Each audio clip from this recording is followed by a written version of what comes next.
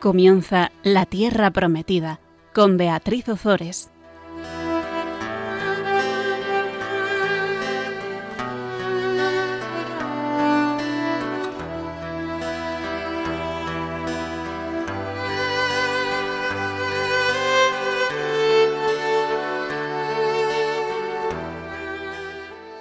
Buenas tardes, queridos oyentes de Radio María. Aquí estamos con todos vosotros un miércoles más en el programa La Tierra Prometida. Buenas tardes, Fabián. Buenas tardes, Beatriz. Venga, vamos a invocar al Espíritu Santo.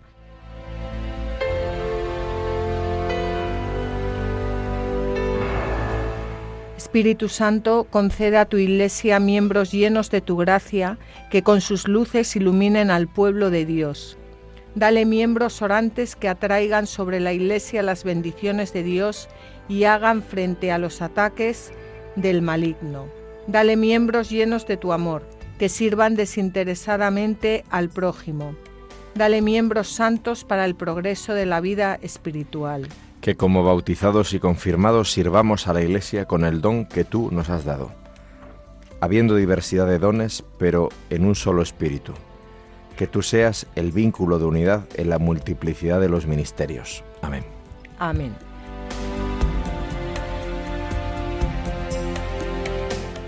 Bueno, pues en el programa pasado estábamos con esas luchas que había por ejercer el sumo sacerdocio y cómo unos se pisaban a otros y cómo lo conseguían a través de la corrupción, porque ya no eran ni siquiera, aunque aunque tuvieran derecho a ser sumos sacerdotes, que ya estos últimos no lo tenían, pero aunque lo tuvieran, por haber usurpado el sumo sacerdocio, quedaban fuera de toda legitimidad. Y veíamos cómo Jasón envía a Menelao, que es el hermano de Simón, a llevar dinero al rey y a presentarle un memorándum de las cosas necesarias. ¿Qué le pasa a Menelao? Que claro, llega ante el rey, ve todo ese esplendor, ve cómo le reciben y dice, bueno, el que se va a quedar aquí con el sumo sacerdocio soy yo, no es Jasón. Y entonces le ofrece una cantidad de dinero al rey para que le dé a él el sumo sacerdocio. Por lo tanto, el sumo sacerdocio se convierte en objeto de compra. En esos momentos el mejor postor era Menelao, que ya ni siquiera pertenecía a la tribu sacerdotal. Bueno, pues Menelao ejerce el poder y no paga al rey con el dinero que le había prometido. El caso es que el rey hace llamar a Menelao a su presencia y este deja a Lisímaco en su lugar, que más adelante le va también a usurpar el sumo sacerdocio a Menelao. Mientras tanto, matan a Onías por orden de Menelao, porque a Menelao, claro, le molesta muchísimo Onías. En realidad el que tenía el derecho a ser sumo sacerdote era Onías y además era un sumo sacerdote santo. ¿Y qué hace Menelao? Pues lo mata.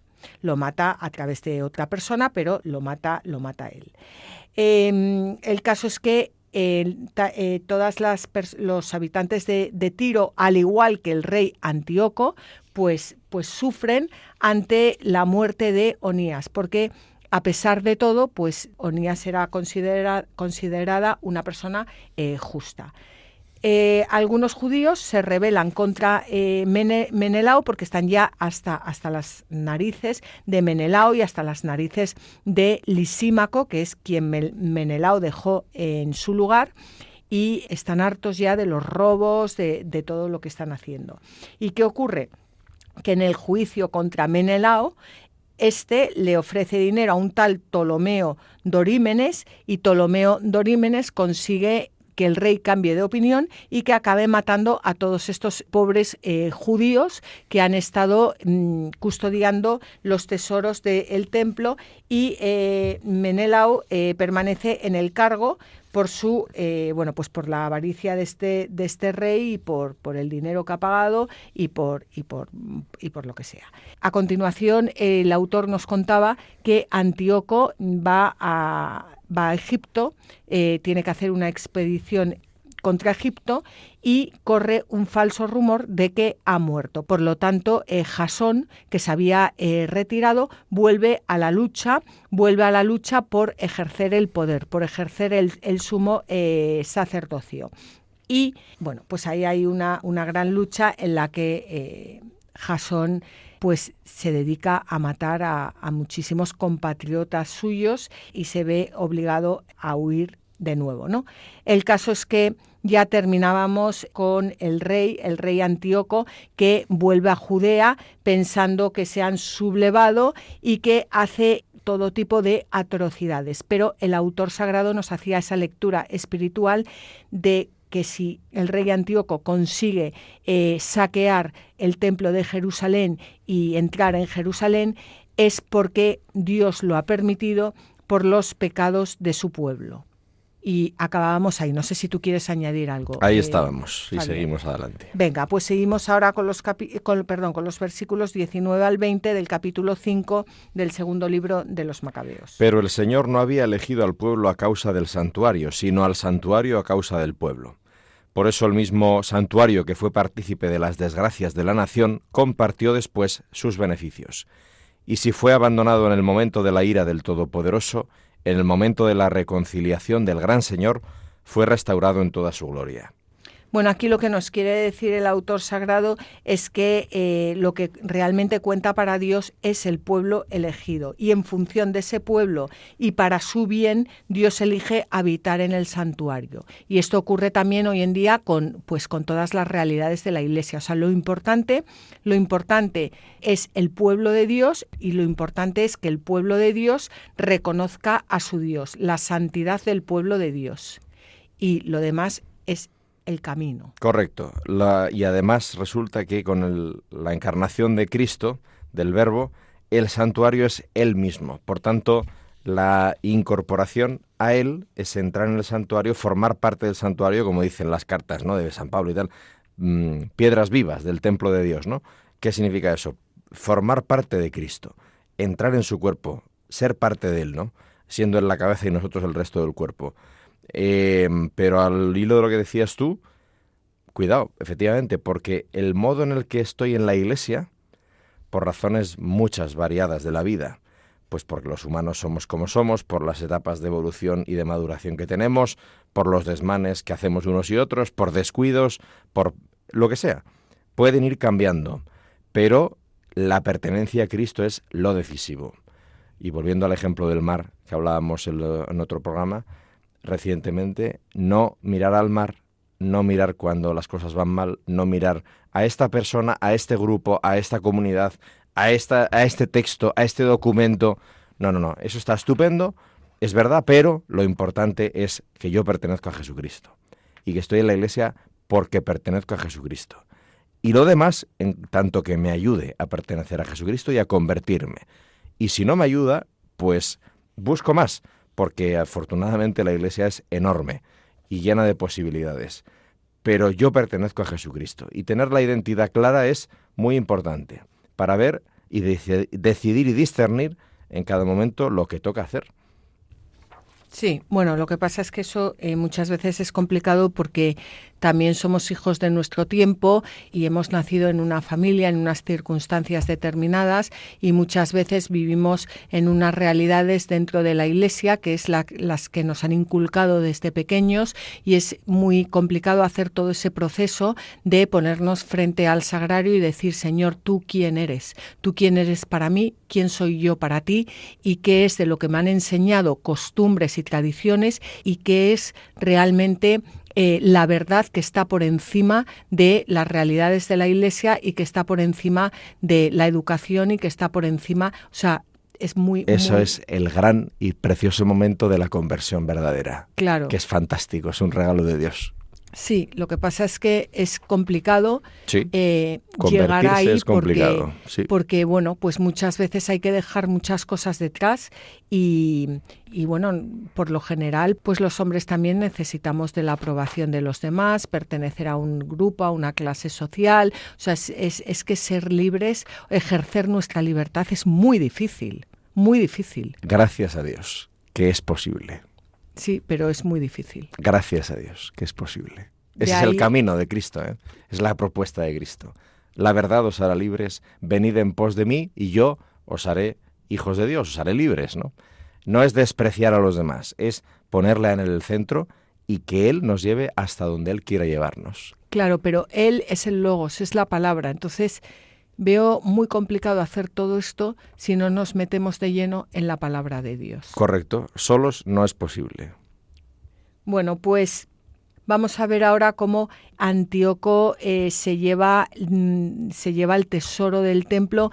Antíoco, al final, todos estos reyes lo que querían era su propio beneficio. Les importaba un pimiento el templo, les importaba un pimiento los judíos, y no solo los judíos, sino los pueblos que estaban, lo que querían eran las riquezas y mandar y gobernar y bueno, y hacer un poco lo que, o sea, y se concebían por encima del bien y del mal y por encima de todo. Entonces, ¿qué hace Antíoco? ¿Qué es lo que le importa? Saquear el templo. ¿Para qué? Para poder seguir manteniendo a sus concubinas, para poder seguir manteniendo su ejército, para poder seguir construyendo sus grandes aposentos, etcétera, etcétera, etcétera. Y no debemos engañarnos, porque, bueno, pues si miramos alrededor, pues ocurre lo mismo hoy en día. Entonces vamos con los versículos 21 al 23 del capítulo 5 del segundo libro de los Macabeos. Así pues, Antíoco, llevándose 1.800 talentos del templo, volvió deprisa a Antioquía, convencido de que, en su soberbia, había hecho la tierra navegable y el mar transitable a pie, a causa del engreimiento de su corazón. Además dejó gobernadores para hacer daño a la raza. En Jerusalén a Filipo, de raza frigia, que tenía un carácter más bárbaro que el que lo habían establecido. En Garicim a Andrónico, y además de estos a Menelao, que avasallaba a los conciudadanos más que a los otros. Y se enemistó con los ciudadanos judíos tratándoles con aversión. Bueno, ya les había robado, ¿no? Y ahora de esclavos. O sea, ahora pongo al tal Filipo en Jerusalén, que es una especie de bestia, y a Andrónico y a Engaricim, y además de estos dos, a Menelao, que como sumo sacerdote, que avasallaba a los ciudadanos más que los otros. O sea, sí. Es impresionante, ¿eh? Más que los otros que eran del todo paganos, sí. Que eran del todo paganos y que eran, o sea, fíjate lo que dice de Filipo.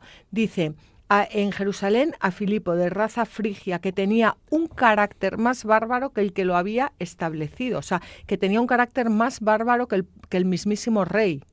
Sí. Y Andrónico, que ya ha salido antes por ahí, que era, bueno, en fin. Y además de estos, a Menelao que avasallaba a los ciudadanos, eran sus compatriotas, más que los otros todavía. Y claro, se enemistó con los ciudadanos judíos tratándoles con aversión. Entonces, esta situación es de la que ya habíamos hablado en programas anteriores. O sea, los judíos que querían abrazar la cultura griega, al final lo que tenían, a quien rendían cuentas, a aquella cultura que querían abrazar, era la misma que les estaba matando. Así es. Este es el drama de este libro de la Biblia. Y de nuestros días. Porque los católicos que queremos abrazar este mundo pagano, al final estamos viviendo y dando cuentas a este paganismo que quiere a la vez acabar con nosotros. Así es. Por eso la palabra de Dios nos da el norte de cómo situarnos ahora. Efectivamente. Y aquí la meditación sería: ¿cómo me sitúo yo ante Antíoco IV Epífanes, que hoy en día tiene otro nombre, pero es el mismo? Antíoco IV Epífanes, ¿cómo me sitúo yo? ¿Cómo actúo yo? ¿Qué lugar ocupa Dios para mí? ¿A quién quiero yo agradar? ¿A Dios o a los poderes de este mundo? ¿Y dónde me sitúo? Porque de mi santidad dependen muchas almas. Como al comienzo del capítulo 3 nos decía el autor que mientras estaba Onías ejerciendo el sumo sacerdocio, todo estaba en paz por la santidad de Onías. Sí, y de hecho vamos a ver ahora es donde el libro se mete ya a darnos ejemplos de cómo cuando está todo corrompido y nos hemos vendido a la cultura dominante, a la sociedad que nos envuelve y de la que pertenecemos en realidad como ciudadanos, pues cómo puede uno intentar abrirse a la conversión. Y nos va a poner ejemplos concretos de miembros del pueblo que teniendo de referencia la palabra de Dios, la ley, la voluntad de Dios, dicen que no van a ir a donde le están llevando los dirigentes, que son los delegados del rey pagano y el sumo sacerdote del templo. Y dicen que no, que ellos van a obedecer a Dios antes que a los hombres. Y vamos a verlo a lo largo del libro. Incluso si tienen que entregar su propia vida. Pues vamos a leer, si te parece, un comentario de Clemente de Alejandría sobre lo mala consejera que es la soberbia. Si pretendéis anular los mandamientos del legislador, ya que jamás os empeñáis en hacer desaparecer vuestra intemperancia, en virtud de aquello que dice no cometerás adulterio o no corromperás a los jóvenes, y cuantos otros mandatos se refieren a la templanza, ¿por qué no destruís también el invierno, que es igualmente su querer, haciendo llegar el verano en medio del invierno? ¿Y por qué no hacéis navegable la tierra y camináis a pie por el mar, como afirman los historiadores que lo intentó el bárbaro Jerjes? Pues eso, que queremos cambiar la ley de Dios, pero al final no somos más que criaturas. Amén. Amén. Bueno, pues vamos a continuar con los versículos 24 al 27 del capítulo 5 del segundo libro de los Macabeos. Luego envió el misarca Apolonio con un ejército de 22.000 hombres, ordenando dar muerte a todos los de edad adulta y vender a las mujeres y a los niños. Este, cuando llegó a Jerusalén, fingió ser hombre de paz, esperó hasta el día santo del sábado, y sorprendiendo a los judíos en el descanso, ordenó a los suyos hacer un desfile militar. Hizo matar a todos los que salían para contemplarlo, y recorriendo la ciudad con los hombres armados, dio muerte a gran multitud de gente. Judas, llamado también Macabeo, que formaba parte de un grupo de 10, se retiró al desierto, viviendo en las montañas con los que le acompañaban, a la manera de las fieras. Se mantenían alimentándose de comidas vegetales, para no incurrir en profanación. Pues eso, no solo Antíoco había saqueado el templo entero y se había llevado las riquezas, sino que envía al misarca Apolonio con un grandísimo ejército, porque estos son todos unos cobardes y además como roban tanto, tienen muchísimo dinero para pagar a un ejército. Y le ordena dar muerte a todos los de edad adulta y vender a las mujeres y a los niños. ¿Para qué? Para sus harenes y para sus... Sí, para tener más y riquezas también. Y para tener más riquezas. Por supuesto, Apolonio entra con la mentira, fingiendo ser un hombre de paz y mata a todos los que se ponen en su camino. Pero tenemos aquí lo que habíamos comentado antes, una alusión a Judas Macabeo como puerta de la esperanza. Y como decías tú antes, que ahora nos presentan la figura de un hombre y con él muchos otros que quieren vivir de cara a Dios y que no quieren servir a estos malvados. Correcto. Es que se pueden sacar múltiples, ¿no? Manda matar a los varones en edad adulta, que claro, son los que pueden enfrentarse a esto, ¿no? Entonces hay que anular a los varones y vender a las mujeres y a los niños, es decir, hacerles objeto de mercado, explotarlos mercantilmente, sacarles el provecho económico. ¿En base a qué? En base a sus confusiones, desconciertos, inseguridades. Bueno, pues entonces en el mar de confusión, en la ceremonia de la confusión en la que nos movemos, pues hay que explotarlo al máximo. Y entonces jugar a mecanismos ideológicos que terminan por ser mercantilizar a las personas, ¿no? Y hay tantísimos ejemplos fáciles de poner que no hace falta mencionarlos porque todo el mundo entiende a qué nos estamos refiriendo. Desde luego. Por eso vamos a leer un comentario de Rábano Mauro sobre la virtud de la constancia y la sobriedad. La lección de las hazañas de Judas solo nos aprovecha si queremos ser imitadores de las virtudes de su constancia y de su sobriedad, y si no anteponemos los placeres del mundo a la justicia y a la verdad de Dios, recordando siempre lo que dice el Señor: ¿qué aprovecha al hombre ganar el mundo entero si pierde su vida? Y también el que ama su vida la perderá, y el que aborrece su vida en este mundo la guardará para la vida eterna.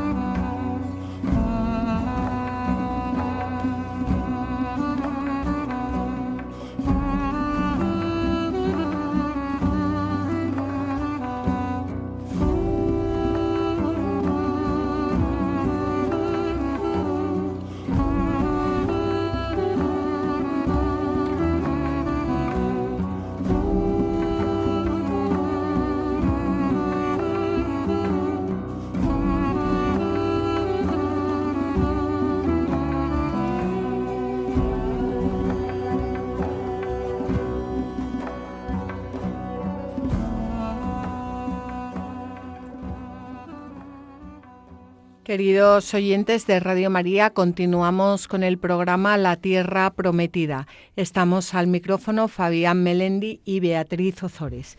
En la primera parte del programa hablábamos de cómo el mal había llegado a su culmen, cómo el rey Antíoco había saqueado el templo por completo y había enviado al misarca Apolonio con un gran ejército para dar muerte a los hombres que estaban en condición de hacerles frente, de luchar y vender a las mujeres y a los niños. Y terminábamos con una alusión que hace el autor a Judas, llamado también Macabeo, y con un comentario muy bonito de Rábano Mauro, que nos decía que la lección de las hazañas de Judas solo nos aprovecha si queremos ser imitadores de las virtudes, de su constancia y de su sobriedad. Y lo que nos quería decir realmente es que cuando leemos todas estas cosas, no es solo leerlas, o me atrevería a decir, aunque no es del todo cierto, que no sirve de nada leerlas, sino que debemos hacerlas nuestras y llevarlas a nuestras vidas. Y llegado a este punto en el que los sumos sacerdotes están matando por ejercer el poder, en el que el rey Antíoco pues ha llegado a lo que acabamos de ver, vamos a ver ya el culmen, que es la colocación de la estatua de Zeus en el templo y, claro, obviamente la prohibición del judaísmo. Vamos a empezar con el capítulo 6, los versículos 1 al 2 del capítulo 6 del segundo libro de los Macabeos. No mucho tiempo después, el rey envió a un anciano ateniense para que obligara a los judíos a abandonar las leyes de sus padres y a dejar de regirse por las leyes de Dios.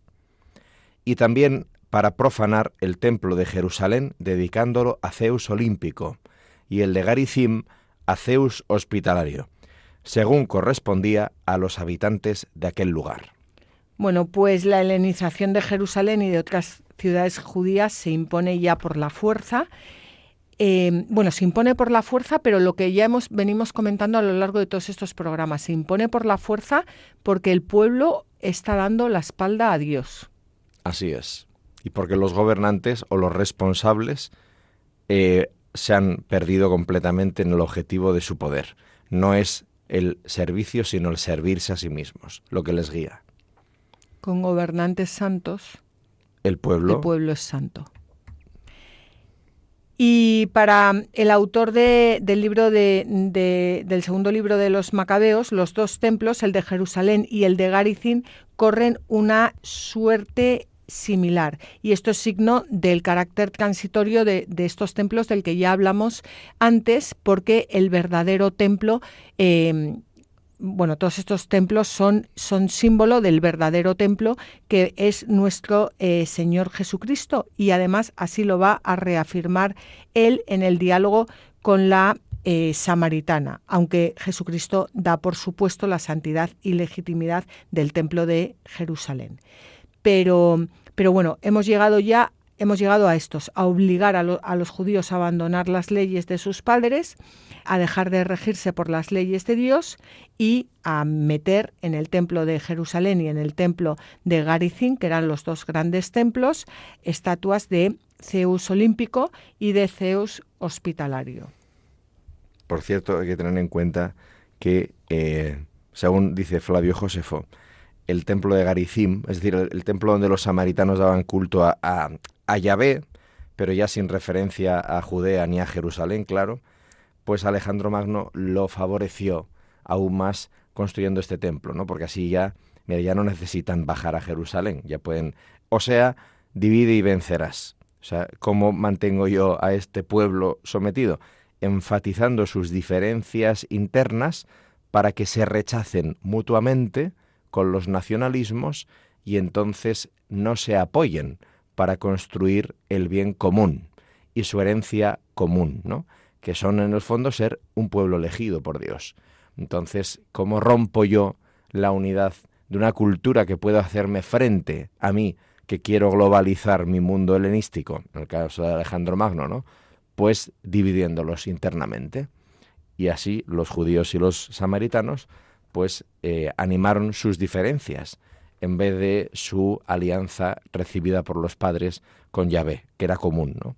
Y que era lo que podían aportar y hacer frente común frente a la helenización globalista de Alejandro Magno. Bueno, pues aquí un paso más, ¿no? Ahora ya el templo de Garizim y el de Jerusalén directamente dedicados a Zeus, o sea, a la idolatría, a dioses paganos que no son el verdadero, ¿no? Esto es lo que nos están contando. Y lo que estamos viviendo en nuestros días. Es que a mí todas estas líneas me resuenan mucho porque no hace falta, es que no hace falta poner ejemplos. Lo estamos viendo en nuestros días. Esto y luego también la división dentro de la propia Iglesia. Porque, bueno, hay una anécdota de este verano, mi marido y yo estamos haciendo el máster de matrimonio y familia. Este verano estuvimos una semana recibiendo clases y un día nos daba clase creo que era psicólogo que atiende a matrimonios, ¿no? Y dijo una cosa que a mí se me ha quedado grabada, porque un matrimonio le preguntó, cuando nosotros acompañamos a matrimonios, ¿es bueno recomendarles a un psicólogo que sea católico? Y decía él, todo esto tendríamos que matizarlo mucho, porque yo, si en mi consulta meto a distintas personas católicas, que unas, pertenecen al camino neocatecumenal, digo por nombrar, ¿sabes? O a los legionarios de Cristo, al Opus Dei o a los carismáticos, da igual, él dio varios nombres, ¿no? Pero no importa, ni siquiera se pondrían de acuerdo entre ellos. Y yo esto le he dado muchas vueltas y todos son buenísimos, todos los movimientos estupendos, maravillosos, pero que es verdad que muchas veces ni siquiera entre nosotros, lo que hemos hablado ya muchas veces a lo largo del programa, que dejamos de mirar a Cristo para dejar las realidades que nosotros estamos viviendo. Y eso es obra de el diabolos, sí, el que divide. Efectivamente. Y eso no es ser fiel a Cristo. Entonces, es muy importante ir a lo fundamental. Y lo accesorio o secundario o el modo concreto en el que a mí se me ha anunciado el Evangelio es en función del Evangelio. No va antes del Evangelio. No es primero que el Evangelio. No es más importante que Cristo. El modo en el que se me ha anunciado a Cristo no puede sustituir a Cristo. Entonces ese es el proceso de maduración en la fe y de conversión que se espera de nosotros, especialmente cuando nos damos cuenta de esta división, de este triunfo del enemigo. Efectivamente. Pues vamos a continuar con los versículos 3 al 6 del capítulo 6 del segundo libro de los Macabeos. El establecimiento del mal fue duro y terrible para todos, pues el templo se llenó de desenfreno y orgías por parte de los gentiles, que se divertían con meretrices y se unían con mujeres en los recintos sagrados, y asimismo introducían en el interior del templo cosas que no estaban permitidas. El altar estaba lleno de cosas detestables, prohibidas por las leyes. No era posible celebrar los sábados, ni guardar las fiestas de los padres, ni confesar abiertamente que se era judío. En cambio, cada mes, el día del nacimiento del rey, eran obligados amargamente a asistir al sacrificio, y llegadas las fiestas dionisíacas, se les forzaba a ir en procesión, llevando coronas de hiedra en honor de Dionisos. Es que me parece un horror. O sea, imagínate ahora, que ya vemos muchas cosas, ¿no? Que el templo se llene de desenfreno, que nuestros templos se llenen de desenfreno y orgías. Ya vemos muchas cosas, pero quiero decir, o sea, qué dolor para ese resto, qué dolor ver todo esto, qué sufrimiento, qué, pues es como pues el sufrimiento de Cristo en la cruz. Es que es el sufrimiento, y el sufrimiento de Cristo en Getsemaní. Y es una cosa muy consoladora pensar que Cristo tuvo, dicen los místicos, ¿no?, que Cristo en Getsemaní, lo que él experimentaba hasta la sangre en el sudor, era todo el pecado que sucedió y va a suceder en la historia, ¿no? Y la infidelidad del hombre a la mano tendida de Dios. O sea, él viene a redimirnos.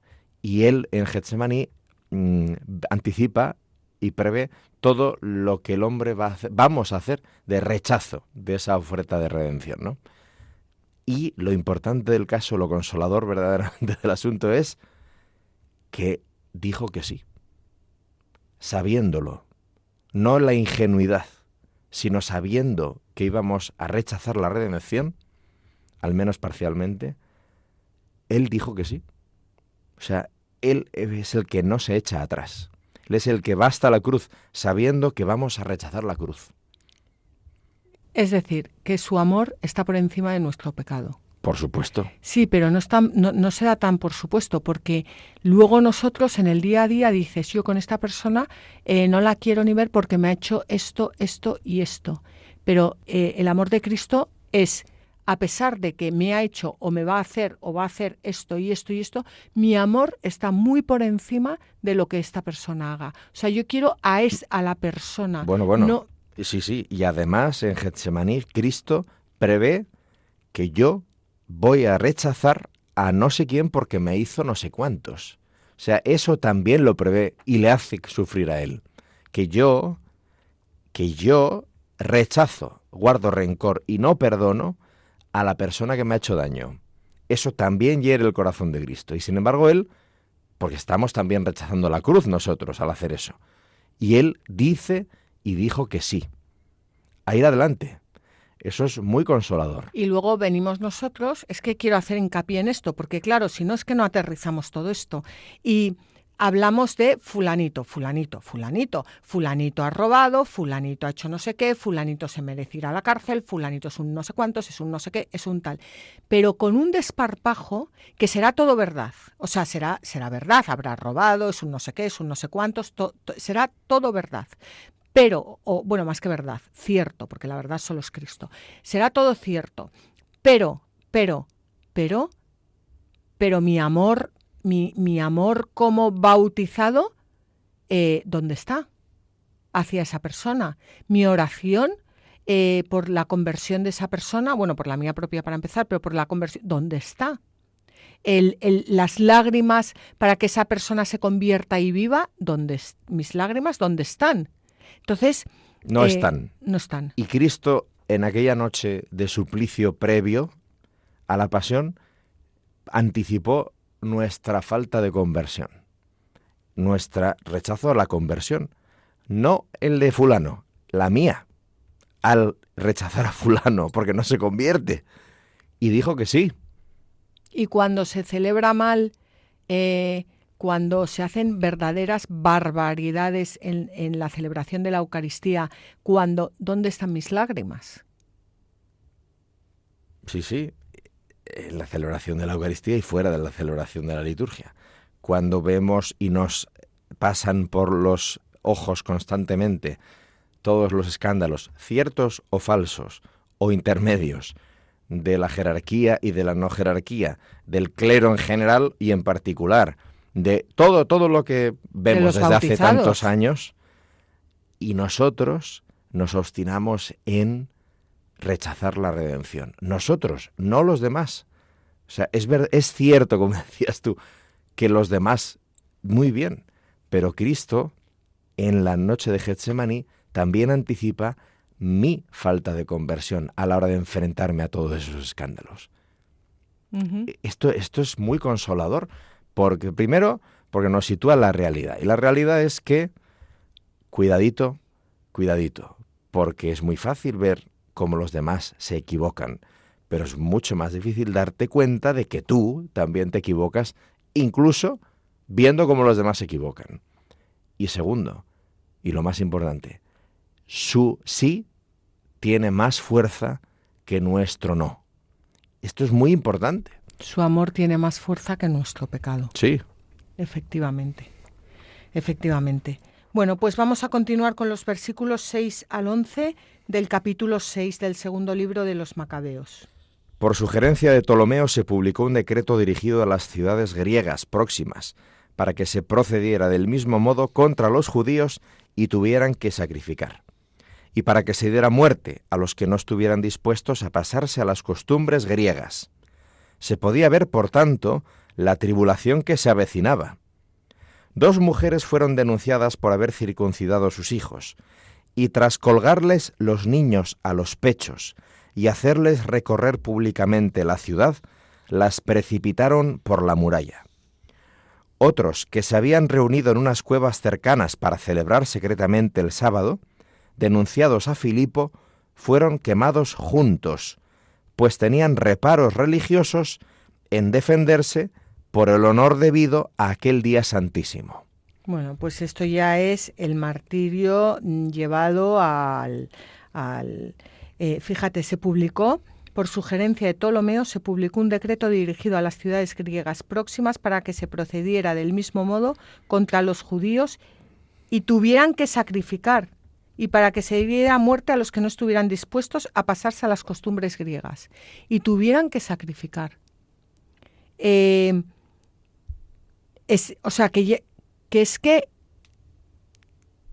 como si ahora nos prohíben celebrar la Eucaristía, pero no solo eso, nos imponen dar culto a otros dioses paganos. Y si no lo hacemos, nos matan. Es que es fácil hacer las traducciones, o sea, no hace falta bajar más, porque es que nos viene inmediatamente de lo que estamos hablando, ¿no? Y esto lo estamos viviendo en la Iglesia, estamos viviendo... Lo que pasa es que muchas veces no nos enteramos o no queremos enterarnos. Sí, pero añade la siguiente frase donde tú te has parado, repitiendo lo que dice la Escritura: se podía ver, por tanto, la tribulación que se avecinaba. Sí. ¿Y qué pasa? Que tú pones a hervir el agua y al principio el agua, bueno, ves que se va calentando, ¿no? Luego salen algunas burbujas y finalmente hierve. Bueno... Y entonces ya nos está poniendo algún ejemplito la Escritura. Primero nos pone que el agua ya está en el cazo con el fuego, o sea, se legisla. Segundo, salen algunas burbujas. 2 mujeres fueron denunciadas, hicieron una salvajada absoluta con ellas. Y luego un grupito que estaba reunido en una cueva para que no los vieran, todos quemados juntos vivos allí. Burbujas. Pero se avecina que hierva el agua. Bueno, pues leamos. Y el caso es que ahora Antes, no lo vamos a leer porque es largo, pero en el documento Dignitatis Humanae, en el número 2 del Concilio Vaticano II, habla de cómo la Iglesia respeta la libertad religiosa, consciente a la dignidad de todo hombre. Y eso es algo que también deberíamos llevar a nuestra meditación, porque muchas veces no respetan nuestra religión desde fuera y tampoco nosotros respetamos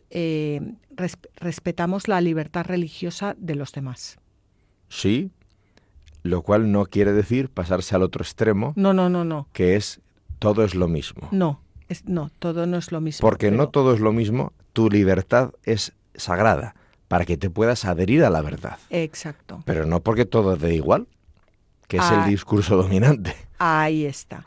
Entonces, estamos ya llegando al final del programa y me gustaría cerrarlo con una reflexión teológica que hace el autor del segundo libro de los Macabeos sobre todo lo que está pasando. Vamos a leer los versículos 12 al 17 del capítulo 6 del segundo libro de los Macabeos. Ruego a los lectores de este libro que no se depriman por tales desgracias y que consideren que los castigos no son para la destrucción, sino para la corrección de nuestra raza.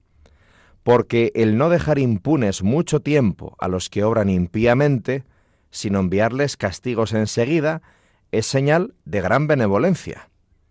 Pues el Señor, si bien con otros pueblos espera pacientemente para castigarlos hasta que han llegado a colmar la medida de sus pecados, decidió que no fuese así con nosotros, para no tener que castigarnos después, cuando nuestros pecados hubieran llegado hasta el extremo. Por eso nunca aparta su misericordia de nosotros, sino que corrigiéndonos con desgracias, no deja abandonado a su pueblo. Que nos quede dicho esto como recuerdo, y tras este breve paréntesis, volvamos a la narración. Bueno, pues San Pablo confirma esta doctrina en Hebreos, San Pablo no, porque San Pablo no fue el autor de Hebreos. El autor de los Hebreos confirma esta doctrina y que es que Dios castiga al que ama. Dios castiga al que ama. Como decía Santa Teresa, Señor, si tratas así a tus amigos, no me extraña que tengas tan pocos amigos. Pero lo hace porque nos ama. Dice San Juan Crisóstomo, las correcciones son para los pecadores lo que un bálsamo excelente es para el herido. El enfermo que rechaza al médico es un insensato. Tan insensato es el que no recibe con reconocimiento la corrección. Dios castiga a los que ama. ¿Por qué? Porque cuando tú te estás desviando del camino, cuando abres las puertas de tu corazón a la soberbia, a la avaricia, a los vicios, a las adicciones, al odio, al rencor, Dios lo que quiere es que vuelvas a Él, vuelvas al camino que te va a llevar directamente al cielo. Y la mayoría de las veces, si no lo hace a través de cosas que nos zarandean, es muy difícil que volvamos a meternos de nuevo, pero por la concupiscencia que tenemos y por la condición humana. Claro, por eso el argumento muy clásico, pero que constantemente repetimos, ¿no? Si Dios existiera y fuera bueno y fuera poderoso, no permitiría lo que ocurre. Bueno, eso es el razonamiento de la soberbia, es el razonamiento del engreimiento. Y el enemigo se frota las manos cuando nos regodeamos en este tipo de discursos. Porque el espíritu de conversión y penitencia es: ¿acaso no merezco yo que ocurra esto? Bendito sea Dios que en esto que hemos llegado a construir ha decidido redimirme y salvarme y hacerme santo y unirme a Él, y que pueda colaborar con Él en la redención y en la restauración del orden y del bien que Él pretende para lo que ha creado. Pero claro, no, nos perdemos en lo primero, que es lo que nuestra concupiscencia nos pide: la queja, la crítica, la maldición, y al final nos quedamos solos, porque sin Dios estamos solos, aunque estemos rodeados de gente.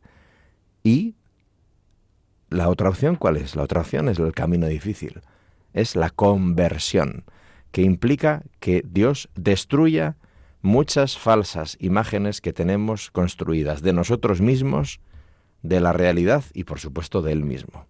Claro, es un camino de desierto. Ya, pero es el camino de la verdad. El otro día me decía una persona que tiene un hermano que ha hecho la vida imposible en la familia, les ha hecho, o sea, todo lo que te puedas imaginar y más.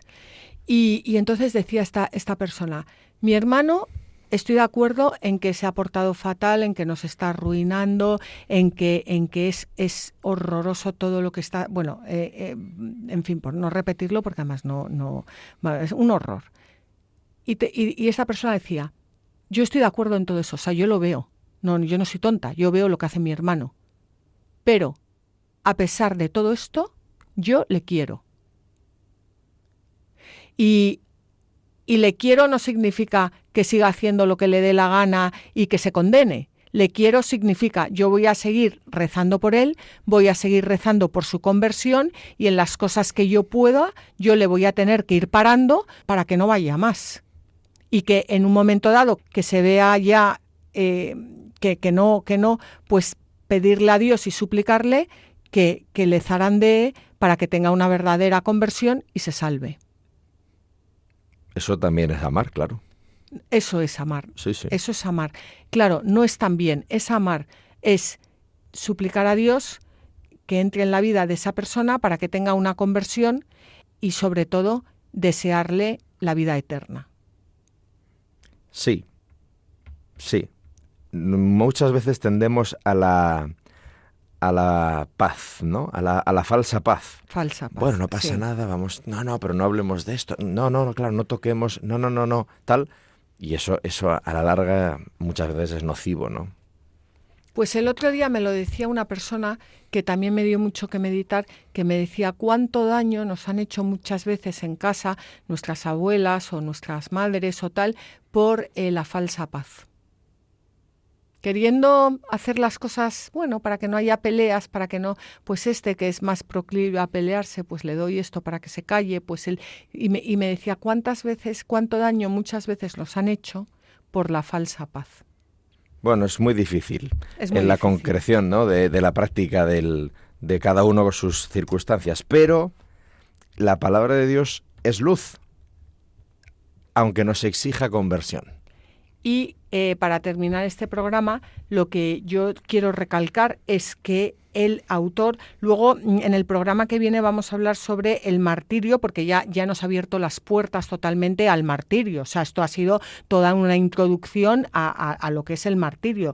Pero como antes de entrar en el martirio, como el autor hace una reflexión teológica ante las desgracias. Y por cierto, esto que estás diciendo ahora, para ver el relato, o sea, ¿cómo se iban a imaginar a esta gente 10 años antes, cuando Ocías estaba de sumo sacerdote, ¿no? Imposible, Onías. Imposible. ¿Cómo va a ocurrir que en el templo de Jerusalén pongan a Dios olímpico? Imposible. A Zeus olímpico. Porque ¿cómo va a ser posible que legislen que tengamos que hacer sacrificio? Imposible. ¿Cómo va a ser posible que a unas madres por circuncidar a su hijo les cuelgan a los hijos muertos a los pechos y luego las tiren por un muro? Imposible. Esto no puede ocurrir. 10 años después les estaba pasando. Entonces, es que es así la historia. Efectivamente. Bueno, pues nos lo advierte la palabra de Dios. Efectivamente. Bueno, pues con esto terminamos nuestro programa. Damos gracias a los oyentes que nos han acompañado. Les recordamos que volveremos de nuevo dentro de 15 días, que podéis escuchar este programa en el podcast de Radio María, www.radiomaria.es, pedirlo en el teléfono 91 822 8010. También podéis escucharlo en el blog latierraprometida.es y escribirnos a latierraprometida@radiomaria.es.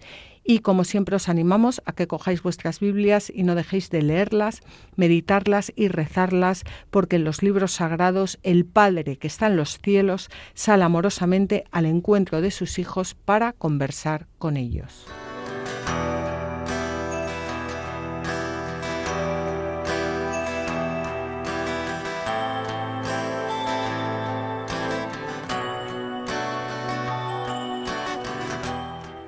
Así concluye La Tierra Prometida, con Beatriz Ozores.